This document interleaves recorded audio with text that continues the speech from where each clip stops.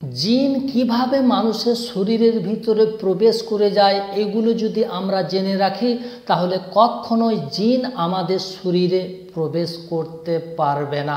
আজকের এই ভিডিওটি খুবই ইনফরমেটিভ হতে চলেছে।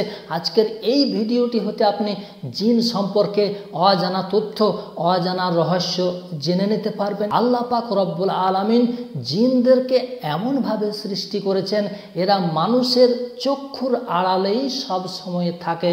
আল্লাহ পাক রব্বুল আলামিন এদেরকে এমন ক্ষমতা দান করেছেন এরা বিভিন্ন সময়ে বিভিন্ন ধরনের রূপ আকৃতি ধারণ করতে পারে। চলুন আজকের মূল টপিকটার দিকে এগিয়ে যাওয়া যাক।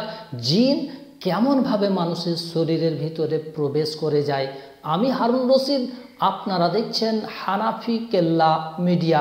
নাম্বার 1, এমনিতেই মানুষ জন্মগ্রহণ করার সাথে সাথেই তার কাছে একটা শয়তান জিন এসে নিযুক্ত হয়ে যায়। এটিকে বলা হয় কারিন জিন অর্থাৎ সাথী জিন। এই জিনটা তার মৃত্যুর পূর্ব মুহূর্ত পর্যন্ত তার সাথেই থাকে। নাম্বার 2, মানুষ যখন প্রচণ্ড পরিমাণে রেগে যায় ওই রাগের সময়ে জিনরা এসে তার শরীরের ভিতরে টুক করে প্রবেশ করে যায়। রাগের সময় সবচাইতে খুব সহজে কিন্তু তার শরীরের ভিতরে জিন প্রবেশ করে যায়।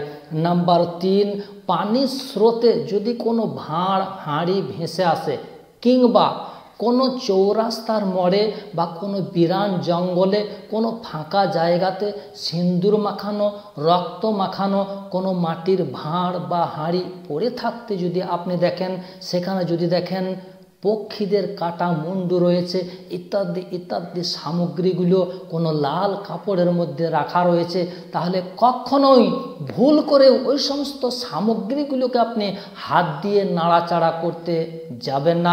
এমনকি সেটিকে আপনি ডিঙিয়ে পার হয়ে যাবেন না। চলন্ত স্রোতের পানিতে যদি কোনো ভাঁড় ভেসে আসে আর ওই ভাঁড়ের মধ্যে যদি লাল ধরনের কোনো জিনিস ভরা থাকে সেটিকে আপনি হাত দিয়ে নেড়ে চেড়ে দেখতে যাবেন না, কারণ ওখানে থাকা ও দুষ্ট খবিশ শয়তান জিনটি আপনার শরীরের ভিতরে প্রবেশ করে যেতে পারে। নাম্বার 4, রাত্রিবেলায় কোনো কিছু দেখে আমরা যদি ভয়ে আতঙ্কিত হয়ে উঠি, আমাদের ওই ভয়ের সময়ে কিন্তু জিনরা আমাদের শরীরের ভিতরে টুক করে ঢুকে যাওয়ার সুযোগটি পেয়ে যাবে।